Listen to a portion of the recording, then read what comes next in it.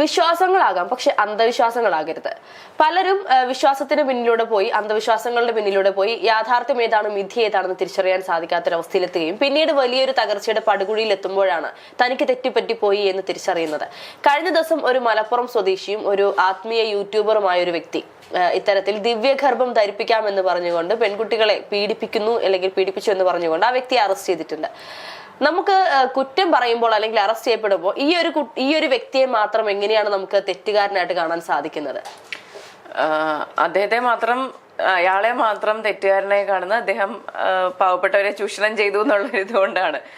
പക്ഷെ അതിനേക്കാൾ വലിയ തെറ്റുകാര് ഈ പറയുന്നത് പോലെ ദിവ്യഗർഭം ഉണ്ടാക്കാമെന്ന് പറയുമ്പോൾ പുരുഷന്റെ സഹായമില്ലാതെ ഗർഭം ധരിപ്പിക്കാം, അല്ലെങ്കിൽ കുട്ടികളില്ലാതിരിക്കുന്ന സ്ത്രീകൾക്ക് ഗർഭം ധരിപ്പിക്കാം എന്നൊക്കെ പറയുന്ന ഒരു സാഹചര്യത്തില് എങ്ങനെ ഇത് എന്നൊരു ചോദ്യം പോലും ഇല്ലാതെ ഓക്കെ നിങ്ങൾ ചെയ്തോളൂ എന്ന് പറഞ്ഞുകൊണ്ട് ചെന്ന് നിൽക്കുന്ന സ്ത്രീകളല്ലേ യഥാർത്ഥത്തിൽ തെറ്റുകാര്?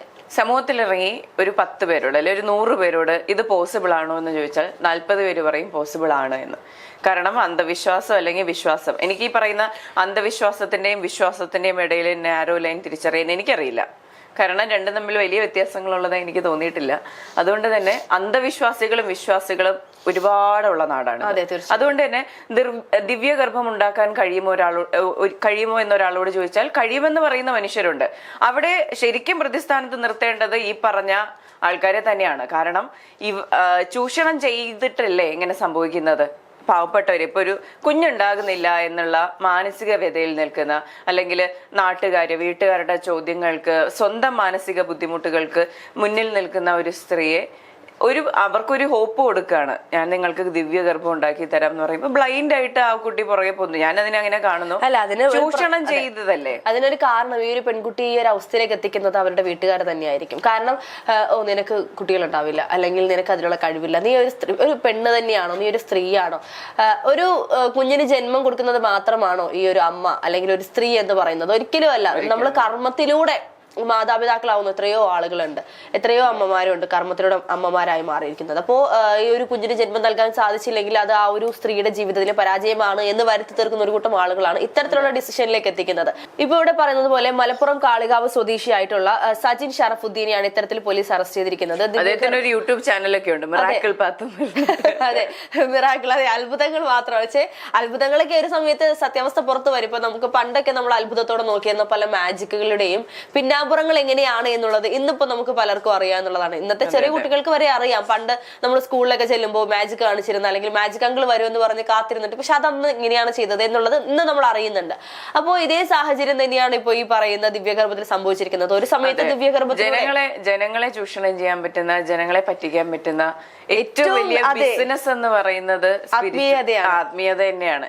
അപ്പോ ഇതില് പെട്ടുപോകുന്ന മനുഷ്യർ ഒരുപാട് പേരാണ്. പ്രിവിലേജുകൾ ഇല്ലാത്ത, ചെന്ന് സഹായം ചോദിക്കാൻ ആളുകളില്ലാത്ത മനുഷ്യർ എപ്പോഴും ആശ്രയിക്കുന്നത് ഈ ആത്മീയതയെ തന്നെയാണ്. അതുകൊണ്ടാണ് ഇത്തരം ദൗർഭാഗ്യകരമായ സംഭവങ്ങൾ ഉണ്ടാകുന്നത്. അപ്പോ ഈ ആത്മീയ ഗുരുക്കളെയൊക്കെ വലിയ രീതിയിൽ ദൈവതുല്യന്മാരായി കാണുന്ന കുറെ ആളുകൾ നമ്മുടെ ചുറ്റുമുണ്ട്. അപ്പോ അതൊക്കെ വേണം. അതായത് ഓരോരുത്തരുടെയും വിശ്വാസം അവരെ രക്ഷിക്കട്ടെ എന്ന് പറഞ്ഞുകൊണ്ട് പറയുന്നത് പോലെ തന്നെ ഇപ്പൊ എനിക്കൊരു വിശ്വാസമുണ്ട്, മേഘക്കൊരു വിശ്വാസമുണ്ട്. ആ ഒരു വിശ്വാസങ്ങൾ നമുക്ക് കാത്തു സൂക്ഷിക്കാം. അതിനപ്പുറത്തേക്ക് വിശ്വാസം ഏതൊരു പ്രവൃത്തിയും അല്ലെങ്കിൽ വിശ്വാസപരമായ ഏതൊരു കാര്യങ്ങൾക്ക് പിന്നിലും ശാസ്ത്രീയമായ മറ്റൊരു വശം കൂടി ഉണ്ട് എന്നുള്ളത് പലരും മനസ്സിലാക്കുന്നില്ല എന്നുള്ളതാണ്. അപ്പോ ഈ ദിവ്യഗർഭം എന്നൊക്കെ പറയുമ്പോൾ അതിന്റെ ശാസ്ത്രീയ വശം എന്താണ് എന്ന് മനസ്സിലാക്കാതെ ബ്ലൈൻഡ് ആയിക്കൊണ്ട് ഈശ്വരൻ നമുക്ക് ഇങ്ങനെയായിരിക്കാം ഒരു കുഞ്ഞിനെ തരാൻ വിധിച്ചിരിക്കുന്നത് എന്ന് പറഞ്ഞുകൊണ്ട് മിണ്ടാതെ ചെല്ലുകയും പക്ഷെ പിന്നീട് അതിനുശേഷം താൻ ചതിക്കപ്പെട്ടു എന്നറിയുമ്പോൾ ഈ പറയുന്ന വ്യാജ ആത്മീയ ഗുരുവിന്റെ ഭീഷണിയുടെ മുൻപിൽ, അല്ലെങ്കിൽ ഈ പറയുന്നത് പോലെയുള്ള കാര്യങ്ങളുടെ മുൻപിലൊക്കെ ഒന്നും ചെയ്യാൻ സാധിക്കാതെ പെട്ടു നിൽക്കുന്ന ഒരുപാട് ആളുകൾ. ഈ പറയുന്ന പെൺകുട്ടിയാണെങ്കിൽ പോലും പീഡിപ്പിക്കപ്പെട്ട എന്ന് പറയുന്ന പെൺകുട്ടിയുടെ ക്വാർട്ടേഴ്സിലേക്ക് അതിക്രമിച്ചു കയറി ആ പെൺകുട്ടിയെ ബലമായി ബലാത്സംഗം ചെയ്യുകയായിരുന്നു എന്ന് പറയുന്നുണ്ട്. അപ്പോൾ ചിലർ ഇതിന് പുറത്തു പറയാൻ ഭയപ്പെടും. ഇത് ഈ ഒരു പെൺകുട്ടി മാത്രമായിരിക്കില്ല, ഇതിനപ്പുറത്ത് ഒരുപാട് പെൺകുട്ടികളുണ്ടാവും. പക്ഷെ അവർ പുറത്തു പറയാനുള്ള ഒരു ഭയം കൊണ്ടായിരിക്കാം ഇത്രയും തുറന്നു പറയാതിരുന്നത്. ഇനിയിപ്പോ ഈ ഒരു വ്യക്തി അറസ്റ്റ് ചെയ്തതുകൊണ്ട് ഇനി സ്വാഭാവികമായും പെൺകുട്ടികൾ പലരും മുന്നോട്ട് വരാൻ സാധ്യതയുണ്ട്. പക്ഷെ നാണക്കേട് ഭയന്ന്, അല്ലെങ്കിൽ ക്രിമിനൽ റെക്കോർഡ്സ് ഉണ്ട് ഇത്തരത്തില് വ്യാജ ഉപദ്രവിക്കൽ ഇങ്ങനത്തെ കാര്യങ്ങളിൽ പുള്ളിക്ക് ക്രിമിനൽ റെക്കോർഡ്സ് വേറെയും ഉണ്ട്. അപ്പൊ ഈ ഒരു വിഷയം പുറത്തു പറഞ്ഞാൽ, ഇപ്പോൾ എനിക്ക് ഇങ്ങനെ ഒരു അനുഭവം ഉണ്ടാകിയെന്ന് ഞാൻ പുറത്തു പറയുമ്പോൾ എന്നോട് ആരെങ്കിലും ഒക്കെ പറഞ്ഞിട്ടുണ്ടാവും ഇതൊന്നും വിശ്വസിക്കരുത് കേട്ടോ, നീ പോകരുത് എന്നുള്ളത്. അപ്പൊ ആ പറഞ്ഞ വ്യക്തികൾ ഏത് രീതിയിൽ ചിന്തിക്കും, അല്ലെങ്കിൽ എന്നെ ഒരു മോശക്കാരിയായി ചിത്രീകരിക്കില്ലേ, കുടുംബത്തിൽ വഴക്കുണ്ടാകില്ലേ, കുടുംബക്കാർ എന്നെ മോശമായി കാണില്ലേ, ഭർത്താവിന്റെ അല്ലെങ്കിൽ സൗഹൃദങ്ങളുടെ അല്ലെങ്കിൽ പറയുന്ന അവരെല്ലാവരും എന്നെ മാറ്റി നിർത്തില്ലേ എന്നുള്ള ഭയം കൊണ്ട് പലരും തുറന്നു പറയാതെ ഉള്ളിൽ വെക്കുന്ന ഒരുപാട് ആളുകളുണ്ട്. ഈ ഒരു ഈ പറയുന്ന സജിൻ, അയാളെ പോലീസ് അറസ്റ്റ് ചെയ്തുകൊണ്ട് പോകുന്ന സമയത്തൊക്കെ ഏതോ നമ്മുടെ രാജ്യത്തിന് വേണ്ടി എന്തോ വലിയ കാര്യം ചെയ്ത് ത്യാഗം ചെയ്തിട്ട് അഭിമാനത്തോടു കൂടി പോലീസ് സ്റ്റേഷനിലേക്ക് കയറി പോകുന്നു, അല്ലെങ്കിൽ പോലീസ് ജീപ്പിൽ ഇറങ്ങി എന്നൊക്കെ നമ്മൾ കണ്ടിട്ടുണ്ട്. ഇതൊക്കെയാണ് ലോകം എന്ന് പറയുന്നത്.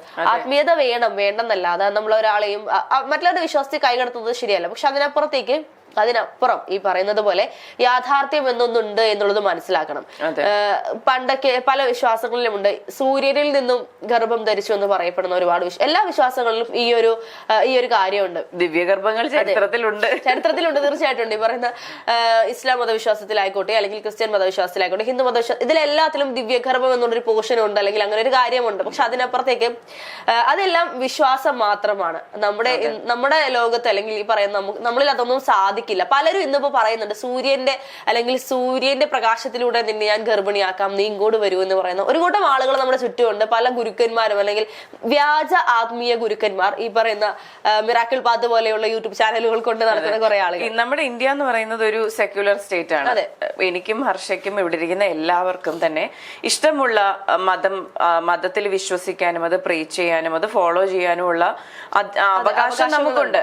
പക്ഷേ അത് ഒരു വ്യാജ രീതിയിലേക്ക് പോകാതെ, അന്ധവിശ്വാസത്തിലേക്ക് പോകാതെ, അത് നമ്മുടെ ദൈനംദിന ജീവിതത്തെ അഫക്റ്റ് ചെയ്യാത്ത രീതിയിൽ നമുക്കൊരു ഹോപ്പ് എപ്പോഴും നല്ലതാണ്, അല്ലെ? നമുക്ക് എപ്പോഴും ഒരു ഹോപ്പ് നല്ലതാണ്. നമുക്ക് നല്ലത് വരും, നമുക്ക് നല്ലത് ചെയ്യുന്നൊരു എനർജി ഉണ്ട്, അതിനെ ഞാൻ സപ്പോർട്ട് ചെയ്യുന്നു. പക്ഷെ അതൊരു നമ്മുടെ ജീവിതത്തെ നശിപ്പിക്കുന്ന തലത്തിലേക്ക് അത് പോകാതിരിക്കുക എന്നുള്ളതാണ് നമ്മൾ ഏറ്റവും ശ്രദ്ധിക്കേണ്ട ഒരു കാര്യം. ഇത്തരത്തിലുള്ള വ്യാജന്മാർക്ക് എപ്പോഴും ഫ്യൂവലായി നിൽക്കുന്നത് ഇവരുടെ സപ്പോർട്ടേഴ്സ് തന്നെയാണ്.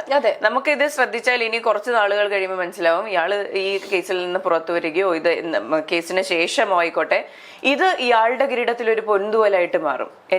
എന്നെ പണ്ട് ഒരുപാട് ക്രൂശിച്ചിട്ടുണ്ട്, ജയിൽ വരിച്ചപ്പോൾ ഞാൻ അവിടെ നിന്ന് ആത്മീയത ചെയ്തിട്ടുണ്ട് എന്നൊക്കെ പറഞ്ഞ് ഇതിനെയും അയാൾ ആയുധമാക്കാനുള്ള സാധ്യതകൾ. അത് ഈ പറയുന്ന ആത്മീയ ഈ വ്യാജ സിദ്ധന്മാരുടെ ഒരു കഴിവാണ് കേട്ടോ. അങ്ങനെ അതായത് വീണിടം വിഷ്ണുലോകമാക്കി മാറ്റുന്ന ഒരു രീതിയിലേക്ക് കാര്യങ്ങൾ മാറ്റുന്നത്. അവര് ചെയ്ത തെറ്റിനെ ചിലപ്പോൾ പലരും പുറത്തറിഞ്ഞു കാണും. അപ്പൊ പറയുന്നത് നിങ്ങളുടെ വിശ്വാസത്തെ ചോദ്യം ചെയ്തുകൊണ്ട് എന്നെ ക്രൂശിച്ച ഒരുപാട് ആളുകൾ ഉണ്ടായിരുന്നു നമ്മുടെ ചുറ്റും. ഇപ്പൊ എന്റെ ചുറ്റുമാണെങ്കിലും ഞാൻ അതനുസരിച്ച് ഒരുപാട് ക്രൂശിക്കപ്പെട്ടിട്ടുണ്ട്. പക്ഷെ സത്യം എന്നും എന്റെ കൂടി ആയതുകൊണ്ട് ഞാൻ ഇന്നും പുറത്ത് നിങ്ങളുടെ കൂടെ നിൽക്കുന്നു, നിങ്ങൾക്ക് ഇനിയും കടന്നു വരാം എന്നുള്ള രീതിയിൽ. അല്ലെങ്കിൽ എത്രയോ ആശ്രമങ്ങൾ ഇന്നും പൂട്ടിപ്പോകേണ്ട അവസ്ഥയുണ്ട്.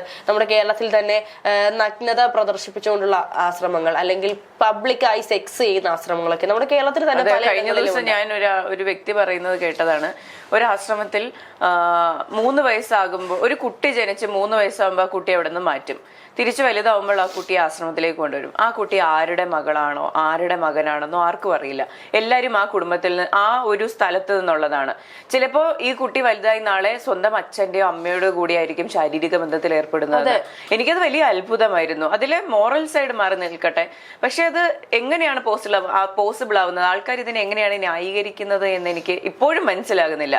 ഇപ്പൊ ഒരു 1000 വ്യാജന്മാരുണ്ടെങ്കിൽ 2 പേര് പിടിക്കപ്പെടും, അത്രേ ഉള്ളൂ, അത്രേ നടക്കുന്നുള്ളൂ. ഈ ബാക്കി 998 മനുഷ്യരും ഇപ്പോഴും നമ്മുടെ ഇടയിൽ കറങ്ങി നടക്കുന്നുണ്ട്.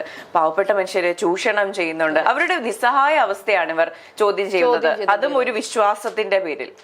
വിശ്വസിച്ചോളൂ, എല്ലാവരും വിശ്വസിച്ചോളൂ, ആരുടെയും വിശ്വാസത്തിൽ കൈകടത്താനൊന്നും നമ്മൾ ആളുകളല്ല. അവരവരുടെ വിശ്വാസം കാത്തു സൂക്ഷിക്കുക, അതിലൂടെ ലോജിക്കായ കാര്യങ്ങളിൽ മാത്രം പോയി ചാടുക. അതിനപ്പുറത്തേക്ക് പല സിദ്ധരുണ്ട്, യഥാർത്ഥ സിദ്ധന്മാരുണ്ട്, അല്ലെങ്കിൽ യഥാർത്ഥ ആത്മീയ ഗുരുക്കളുണ്ട്. പക്ഷെ അതിനപ്പുറം ഈ പറയുന്നത് പോലെ വ്യാജന്മാരായിട്ടുള്ളവരെ തിരിച്ചറിയാനുള്ള ഒരു ചെറിയൊരു ബോധമെങ്കിലും നമ്മൾ കാണിക്കണം എന്നുള്ളതാണ്.